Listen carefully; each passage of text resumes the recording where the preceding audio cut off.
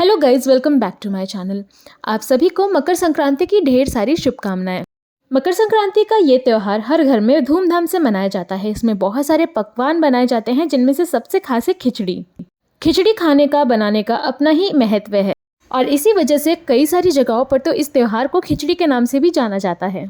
लेकिन क्या आपने सोचा है कि मकर संक्रांति के दिन खिचड़ी खाना अनिवार्य क्यों होता है? इसी सवाल से जुड़े हुए कुछ पौराणिक बातें और कुछ वैज्ञानिक कारण मैं आज आपके साथ इस वीडियो में शेयर करूंगी। जैसा कि हम सब जानते हैं कि खिचड़ी के दिन सूर्य अपनी दिशा बदलता है। हिंदू धर्म में प्रचलित एक कहानी जिसमें यह कहा जाता है कि सूर्य देव इस दिन अपने बेटे शनि देव से मिलने जाते हैं। वहां जाके वो उन्हें बहुत सारा आशीर्वाद देते हैं और इसी वजह से इस दिन हमें सूर्य देव और शनि देव दोनों को प्रसन्न रखना होता है। जब सूर्य ग्रह अपनी दिशा बदलता है तो 9 ग्रहों में उथल पुथल मच जाती है और सभी ग्रहों को प्रसन्न रखने के लिए बनाई जाती है उड़द दाल से बनी हुई खिचड़ी। अब ग्रहों की सुख शांति के लिए खिचड़ी ही क्यों? पौराणिक कथाओं के अनुसार चावल चंद्रमा का प्रतीक है और उड़द दाल शनि का प्रतीक माना जाता है। इतना ही नहीं, खिचड़ी में डलने वाली सब्जियों को बुध का प्रतीक माना जाता है। नमक को शुक्र का प्रतीक माना जाता है। हल्दी को जुपिटर यानी कि बृहस्पति ग्रह का प्रतीक माना जाता है। खिचड़ी बनती है उस दौरान उसमें उत्पन्न हो रही गर्मी को यानी कि हीट को मंगल का प्रतीक माना जाता है। खिचड़ी में डलने वाले सारी सामग्री किसी न किसी प्लैनेट का फैक्टर माना जाता है। अपने ग्रह दशाओं को ठीक रखने के लिए इस दिन खिचड़ी खाना जरूरी है, ऐसा हमारी पौराणिक कथाओं के हिसाब से कहा जाता है। अब मैं आपके साथ शेयर करूंगी एक ऐसी स्टोरी जो कि बहुत ज्यादा फेमस है, बहुत प्रचलित है और ये एक ऐतिहासिक कारण है कि हम इस दिन खिचड़ी क्यों खाते हैं। ऐसा बताया जाता है कि जब गोरखपुर में खिलजी ने आक्रमण किया था तो योगियों के पास खाने के लिए कुछ भी नहीं था, ना ही कुछ बनाने के लिए समय था। लेकिन मकर संक्रांति के इस समय चावल की कटाई होती है तो उन लोगों के पास चावल भरपूर मात्रा में था। चावल के साथ ही साथ मौसमी सब्जियां भी उपलब्ध थीं। लेकिन नाथ योगियों के पास अपनी जमीनों के लिए लड़ाई करने के बाद कुछ भी समय नहीं बचता था कि वो कुछ बनाएं और खाएं। ऐसे में बाबा गोरखनाथ ने सभी को एक सुझाव दिया कि समय बचाने के लिए दाल चावल सब्जियों को एक साथ पकाया जाए और खाया जाए। उनके कहे अनुसार नाथ योगियों ने इस बात पर विचार करने के बारे में सोचा और सभी ने इस व्यंजन को बनाया। इस व्यंजन को बनाने में उनका काफी समय बचा और दिन भर उनमें एनर्जी भरपूर रहती थी और उनके लिए ये एक बहुत ही ज्यादा पौष्टिक आहार साबित हुआ। बाबा गोरखनाथ ने इस व्यंजन को खिचड़ी का नाम दिया।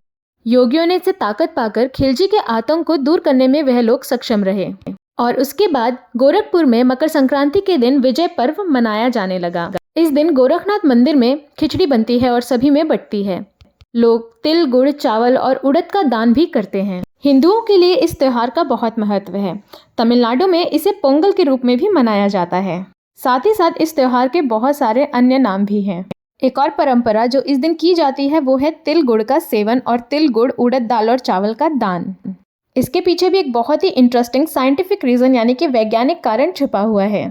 मकर संक्रांति के इस दिन जब सूरज अपनी दिशा चेंज करता है तो मौसम में काफी उथल पुथल मच जाता है। यह त्योहार ठंडियों में आता है और इस वजह से मौसम में बदलाव आ जाता है। अब मौसम के इस बदलाव में सारे बैक्टीरियाज एक्टिव हो जाते हैं और इसी वजह से इस दिन हमारे पूर्वजों ने तिल और गुड़ खाने की ये परंपरा बनाई, जिसमें बहुत सारे एंटीऑक्सीडेंट होते हैं जिससे कि हमारा इम्यूनिटी सिस्टम बूस्ट हो जाता है और इन सभी बदलाव से इन सभी बैक्टीरिया से हम बचने में सक्षम होते हैं। तिल खाने के बहुत सारे फायदे हैं।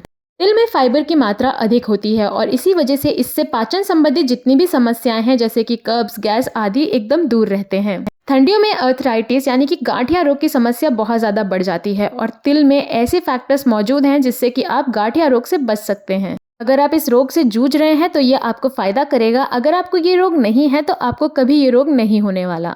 इसके अलावा तिल त्वचा के लिए बहुत ज्यादा फायदेमंद होता है। इससे स्किन ग्लो करती है और ये डाइजेस्टिव सिस्टम के लिए भी बहुत अच्छा है। इस दिन गुड़ का भी सेवन करते हैं। गुड़ में भी अपने बहुत सारे फायदे होते हैं। गुड़ एक गर्म भोज्य पदार्थ है और ठंडियों के दिनों में गुड़ खाने से बॉडी में गर्माहट बनी रहती है। चीनी के कंपैरिजन में गुड़ खाने से आपकी बॉडी का शुगर लेवल भी मेंटेन रहता है। गुड़ से इम्यूनिटी बहुत ज्यादा बूस्ट होती है।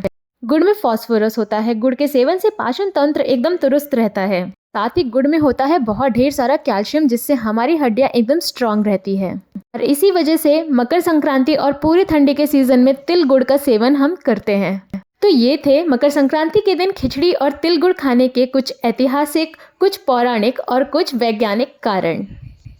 हमारे पूर्वजों के बनाए गए नियमों को हमें मानना चाहिए क्योंकि उन्होंने पौराणिक, धार्मिक, ऐतिहासिक और वैज्ञानिक कारणों को जोड़कर ही ये नियम बनाए हैं और इसके पीछे कहीं ना कहीं हमारे बहुत सारे फायदे जुड़े होते हैं। इस मॉडर्न ज़माने में हमें अपने कल्चर को भूलना नहीं चाहिए। जो भी नियम हमारे पूर्वजों ने बनाए हैं, हमें वो बिल्कुल अच्छे से फॉलो करने चाहिए। हर नियम के पीछे जुड़े होते हैं कुछ इंटरेस्टिंग फैक्ट। ऐसे ही इंटरेस्टिंग फैक्ट्स जानने के लिए आप मेरे चैनल को सब्सक्राइब कर सकते हैं। मकर संक्रांति पे खिचड़ी खाने के महत्व अब आपको पता चल गए होंगे, तो इस दिन गर्मा गर्म खिचड़ी बनाएं और अपने फैमिली के साथ एंजॉय करें। अगर ये वीडियो आपको अच्छा लगा हो, आपको कुछ नया जानने को मिला हो, तो मेरे चैनल को सब्सक्राइब करें और वीडियो को देखने के लिए बहुत बहुत धन्यवाद। आप सभी को मकर संक्रांति की ढेर सारी शुभकामनाएं। Thank you so much for watching.